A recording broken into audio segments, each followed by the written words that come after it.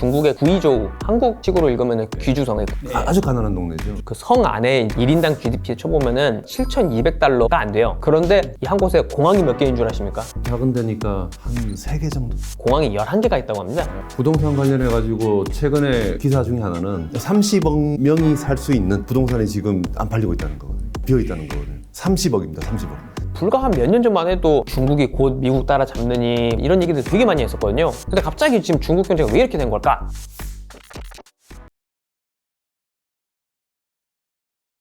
어떤 의미에서는 미국보다도 한국 경제에 미치는 영향이 더 큰 나라, 중국의 경제에 대해서 살펴봅니다. 이 중국 경제가 예전 같지 않다는 이야기 많이 들으셨을 것 같아요. 뉴스만 보면 거의 다 중국은 지금 되게 암담한 얘기들이, 심지어 저는 요새 어떤 걸 느끼냐면은 요새 한국에서 이 서울이나 이런 데서 미세먼지가 꽤 많이 줄었거든요. 보통 이맘때쯤에는 한번 중국에서 이렇게 공장 돌아가면서 오는 미세먼지가 이렇게 쌓이는데 미세먼지만으로도 확실히 중국 경기가 예전만 못하구나, 전 이런 느낌을 받긴 하거든요.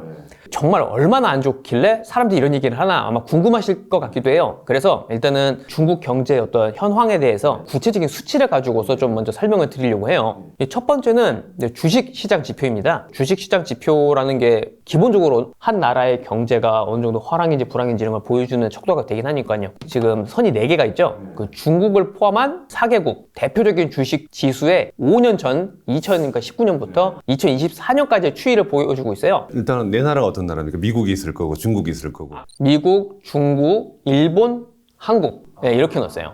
그러면 맨 위에 건 당연히 미국일 거고요. 제일 아래 게 중국일 거고요. 그리고 노란색이 한국일 것 같고, 그 다음에 일본 요즘 지수가 좋으니까 두 번째가 일본입니다. 그렇죠. 지금 일본이 엄청나게 지금 부쩍 커가지고 너무 정확하게 맞추셔서 이게 더 이렇게 재미가 없는데 지금 보면은 2019년 특히 지금 중국이 보면 되게 놀라운 게 2021년 막 이때쯤만 하더라도 미국보다 더 되게 좋았었거든요. 근데 그 이후부터 후루룩 떨어지기 시작하더니 이제 지금 2024년 이렇게 돼서는 2019년보다 지금 못한 상황이 된 거예요. 한국도 상황이 엄청 좋다고는 할 수 없지만 그래도 2019년에 비해서는 한 20%는 좀 올라있는 상황인데 이런 것만 봐도 사실 상태가 좀 많이 확실히 좋진 않구나 이런 생각이 드실 거예요. 두 번째는 뭐죠? 요거는 대표적인 소비자 지수인 소비자 신뢰 지수, 보통 뭐 CCI라고 하는데 경기에 대해서 소비자들이 어느 정도 낙관하고 있는지를 보여주는 지표입니다. 굳이 이걸 가져온 거는 이게 지금 제가 볼 때는 중국 관련 경제 지표 중에서 가장 드라마틱하게 추락하는 걸 보여주고 있어요. 여기도 지금 보시면은 이 지금 제일 위에 빨간 선이 있는 게 지금 2022년 전후로 해가지고 훅 떨어져 버리는, 이게 지금 중국의 소비자 신뢰 지수고요. 소비자들이 신뢰를 못한다는 얘기, 이제부터는 졸라매기 시작하겠다는 얘기죠. 경제를 못 믿으니까 이제부터 졸라매기 시작하면은 경기는 더 떨어질 가능성이 있거든요. 그렇죠. 네. 지금 중국은 아직까지도 이 지수가 많이 떨어지는 상태고, 특이한 건 한국은 지수가 오히려 일본이랑 미국보다 높습니다. 네, 요건 좀 재밌는 것 같아요. 중국의 경우는 특히 국가 경제 어떤 그런 거에 부동산이 차지하는 비중이 되게 크거든요. 최근에 중국의 부동산 시장이 위기를 겪고 있다는 그런 이야기 많이 들어보셨을 거예요. 뭐 유명한 형다그룹이라든지 컨트리가드 같은 부동산 대기업들이 디폴트 선언하고 또 뭐 청산 위기에 놓이고 한국에서도 되게 화제였습니다. 그리고 이제 요 그래프를 보시면은 실제로 부동산 시장이 얼마나 안 좋은지를 잘 보여주는 그래프예요. 요 그래프는 그 GDP 성장에 부동산 관련 경제 활동이 기여한 만큼의 이제 퍼센티지 포인트를 보여주는 그래프인데요. 보면은 꾸준히 높게는 6%까지 GDP 성장을 견인하는 모습을 보였다가 2014년, 15년에도 사실 과잉 공급 때문에 부동산 시장이 좀 침체된 적이 있었어요. 근데 이때 또 나름 대책을 세운다고 해가지고 해서 다시 조금 어느 정도 약간 플러스 그걸 보여주고 있다가 22년, 23년 해가지고는 마이너스를 합니다. 부동산 관련해가지고 최근에 기사 중에 하나는 30억 명이 살 수 있는 부동산이 지금 안 팔리고 있다는 거거든요. 비어 있다는 거거든요. 30억입니다. 30억. 사람이 30억이 살 수 있을 정도의 그런 부동산이 지금 안 팔리고 비어 있다. 이런 얘기까지 나오고 있습니다. 그리고 또 중국의 경우도 한국처럼 선분양식으로 먼저 받아놓고 그 다음에 이제 지어가지고 분양하고 이런 방식으로 건설을 많이 하는데, 한국의 경우는 허그, 그 주택보증공사 그쪽에서 이제 요구하는 여건을 충족시키면은 어쨌든 분양한 대금에 대해서는 보증을 해주니까 중간에 건설하다가 못해버리고 이런 경우가 있는데, 중국의 경우는 그런 사례들이 최근에 되게 많은 거예요. 분명히 난 돈 다 내놓고 앞으로 지금 분양금 낸 거 다 갚아야 되는데 집은 안 만들어지고 있고, 이런 것도 엄청난 사회 문제가 되고 있습니다. 중국의 경제 상태가 이렇게까지 안 좋은지, 사실 불과 한 몇 년 전만 해도 중국이 곧 미국 따라잡느니 이런 얘기들 되게 많이 했었거든요. 근데 갑자기 지금 중국 경제가 왜 이렇게 된 걸까? 이제 이런 거에 대해서 일단은 가장 많이 알려진 원인들부터 한번 좀 살펴보면 좋을 것 같아요. 일단은 뭐 가장 중요한 게 이제는 더 이상 중국도 노동력이 그렇게 싸지만은 않은 거거든요. 그래서 노동력에 대해서 경쟁력이 옛날 같지 않다. 그리고 또 하나 봐야 될 건가 하면은 인구 전망 자체가 일단 많이 어둡잖아요. 예, 중국은 안 그래도 예전에는 또 산하 제한까지 있으니까 한 가구당 한 명씩 낳을 수밖에 없는 게 있으니까 그 효과들이 빠르게 지금 영향을 미치고 있거든요. 그리고 이제 동아시아 전체가 지금 아이를 안 낳는 분위기잖아요. 근데 그런 분위기도 똑같이 합류하고 있고 그래가지고 중국은 어쩌면 더 빠르게 떨어질 수도 있는 정도로 인구 전망이 매우 안 좋죠. 안 좋은 것도 있고 또 하나 사실은 중국이 가장 문제가 뭔가 하면은 이 두 가지로 버텨왔던 거예요. 이 대표적인 게 바로 저 부동산 투자입니다. 막 건물 짓고 부동산을 중심으로 하는 과잉 투자. 그 다음에 정부가 또 건설한다고 잔뜩 돈을 쓰는 그 투자들. 그러니까 결국은 투자와 정부 재정 지출. 우리가 보통 이제 경제학하는 사람들은 뭐 I라고 그러고 G라고 그러는데 이 I하고 G에 너무 의존해가지고 경제 성장을 하는 것이 패착이었지 않았나. 그 탓에 지금 중국이 고생하고 있지 않는가. 뭐 그런 걸 볼 수 있죠. 그러니까 지금 나오는 게 뭔가면은 그 인프라 투자라는 게 보통 이제 뭐 건설, 그 다음에 부동산 이런 건데 이것도 지금 아까 우리 봤지만은 기업 문제는 마이너스까지 가고 있잖아요. 지방 정부 같은 경우는 돈을 빌려가지고 부채를 엄청 쌓아가지고 그거 가지고 다리를 만들고 뭐 세계적인 건물을 만들고 하는 그런 데도 막 쏟아부었던 거거든요. 또 하나 또 우리가 이제 놓쳐서는 안 되는 게 뭔가면은 미국이 중국에 대해서 기술을 봉쇄해 나가고 있잖아요. 미국의 봉쇄라는 게 굉장히 많은 부분에서 영향을 미치고 있죠. 지금도 사실은 아까 주가들 빠지는 것들, 그 주가 빠지면 최근에 보면 일본 주가들 많이 올라가지 않았어요? 그 원인 중에 하나가 뭔가면은 미국이 좀 기술 봉쇄라든지 여러 가지 경제적인 제한을 가하니까 중국 시장과 중국 경제가 어둡지 않나? 앞으로 전망이 있을까라는 이런 걱정들이 생기는 거거든요. 걱정 생기니까 해외에서 외국인 투자가 빠져나오면서 찾아나갔던 곳이 바로 가까이 있는 일본, 그다음 미국으로 돌아가기도 하고 말이죠. 그런 문제가 굉장히 심하지 않나. 그래서 제가 봤을 때는 이런 것들이 복합적으로 작용해서 지금 중국을 경제를 갖다 브레이크 잡고 있다 이렇게 볼 수 있습니다.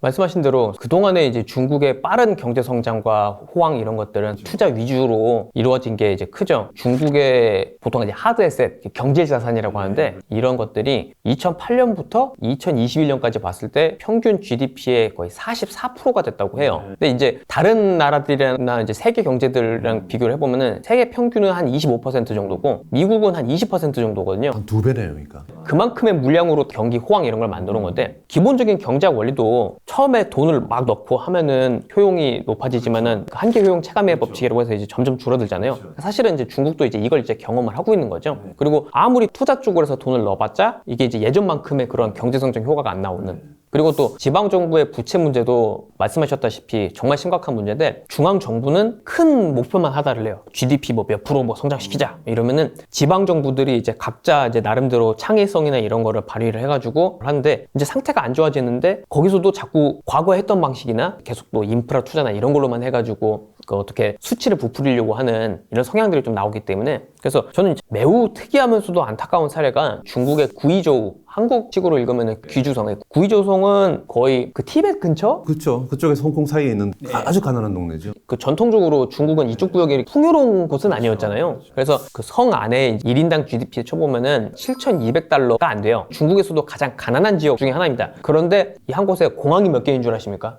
작은 데니까 한 3개 정도? 4개? 그러니까 저도 그러길 바랐는데 이 작은 성에 그리고 중국에서 가장 가난하다고 하는 성이 물론 아무리 중국의 성 하나 규모가 크다고 하지만은 공항이 11개가 있다고 합니다. 근데 이게 어느 정도로 많냐면은 중국 상위 도시, 베이징, 상하이 뭐 이런데 4개 도시에 있는 공항을 다 합쳐도 사실 11개가 안 되거든요. 중국에서 그런 큰 도시라는 거는 그냥 그 도시만 말하는 게 아니고 그 전체 주변까지 포함하면 굉장히 광역이거든요. 그러니까 너무 많이 공항을 지은 거예요. 지방정부가 부채가 지금 많다 보니까 이것도 언제 터질지 모른다. 이제 이런 우려들도 늘 제기되어 왔던 상황이에요. 근데 옛날에는 성장을 계속 잘 하고 있으니까 크게 문제가 되지 않았는데 이제 활력이 떨어지면서 다시 새로운 뇌관이 될 수 있다. 이제 이런 불안감이 나오고 있는 거죠.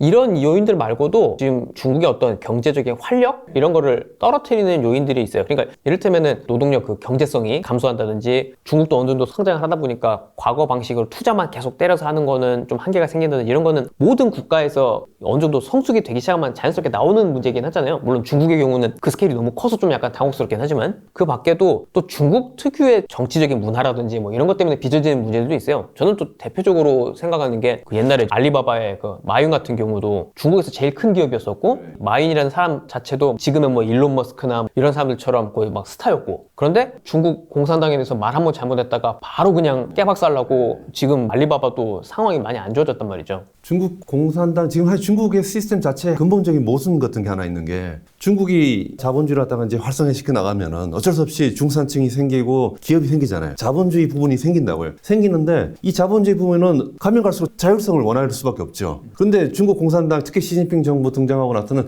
조금 더 그 그립을 갖다가 강화시키겠다. 그러니까 시진핑은 그립을 강화시키고 싶은데 기업이라든 이쪽 부분은 조금 더 자본주의적인 요소들, 그냥 자율적 요소를 갖다가 더 원하게 되니까 마오쩌둥식 표현인데 일종의 근본 모순이 지금 발생하지 않는가. 이게 아마 굉장히 중국을 갖다 많이 흔들 거라고 저는 생각하는데, 대표적인 게 하나가 시진핑 같은 경우는 기업들이 보면 혹시라도 또 이 공산당에 반대하는 마음이라도 품지 않을까, 그걸 감시하고 싶었는지 어떤지 통제를 하고 싶어가지고 기업 내에도 중국 공산당 조직을 만들었다 해요. 공산당원들의 조직. 우리 같으면 노조가 있는 것처럼 알리바바면은 알리바바 내 공산당원 조직을 만든 거예요. 군인들을 감시하는 정치장교 있는 것처럼. 심지어는 그 CEO들까지 포함해 CEO들도 공산당원일 수가 있잖아요. 그럼 CEO도 거기 멤버인 거예요. 근데 이게 단단하게 커지고 나면 나중에는 경영을 갖다가 공산당의 이념에 맞춰서라고 하면서 경영에도 개입할 수 있고, 거기다 해서 어드바이스를 할 수 있고, 어드바이스인지 명령인지 모르겠지만, 그러다 보면은 경영 자체가 자율성을 못 가지고 이 조직을 굉장히 눈치를 볼 수밖에 없거든요. 뭐 이런 일들이 지금 계속 확대되고 있는 거죠. 앞으로 자본주의적인 요소, 시장 경제적 요소는 어떻게 나가야 될 거 아니에요.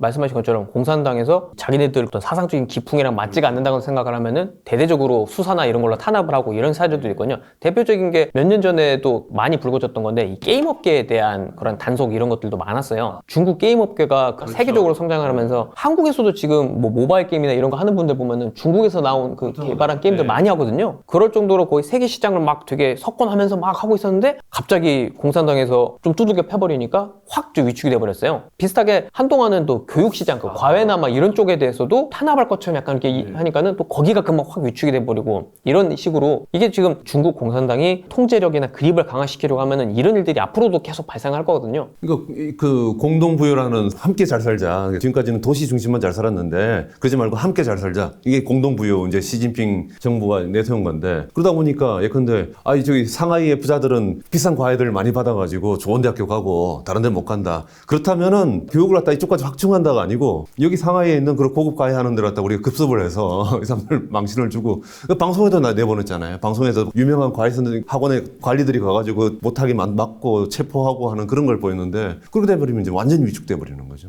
중국 경제도 나름 이제 성숙기에 접어들면서 이제는 국가 주도 이런 부분보다도 민간 부문의 역할이 어느 때보다 더 중요해지고 있는 상황인데, 그런 상황에서 약간 이런 사건들이 자꾸 벌어지니까 민간 부문이 위축될 수밖에 없는 게 있는 거죠.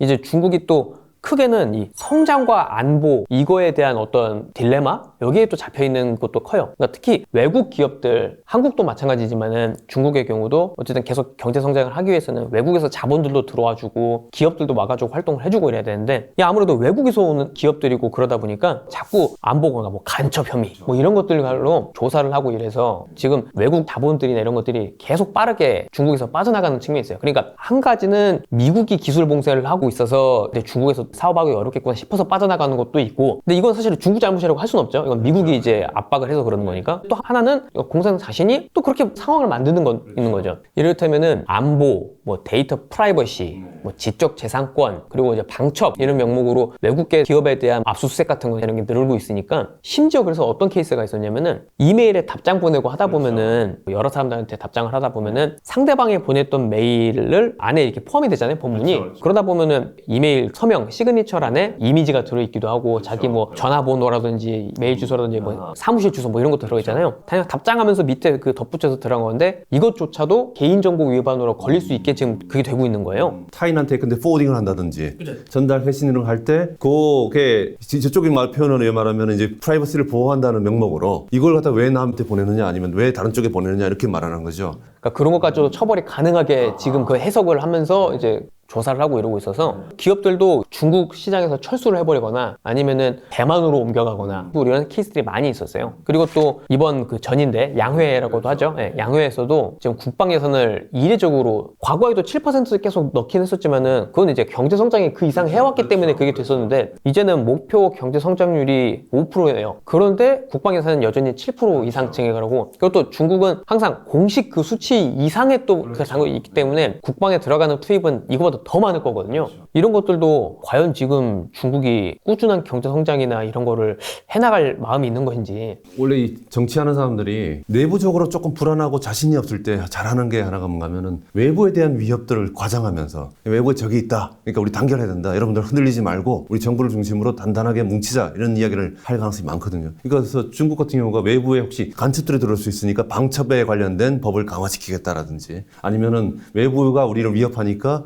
우리 군사력을 다 강화시켜야 된다. 어쩌면은 중국 공산당이 내부가 흔들리는 걸 많이 보고 나서 조금 더 고급스러운 정치적인 테크닉을 활용하면 좋은데 가장 쉬운 그 정치 수리라고 할까요? 그걸 잡는다면은 또 외부의 적을 가장하는 방식. 그러니까 외부 적이 없다가 아니고 외부 적이 있긴 있겠죠. 모든 나라들은 다 외부에 다들 라이벌들이 있는 거니까. 그런데 그것을 과장해가면서 국방력을 강화하고 그 다음에 방첩, 스파이를 갖다가 막는 거, 단속하는 거 여기에 조금 더 전념하고 그걸 또 프로파간다로 선동해 나갈 가능성은 있습니다.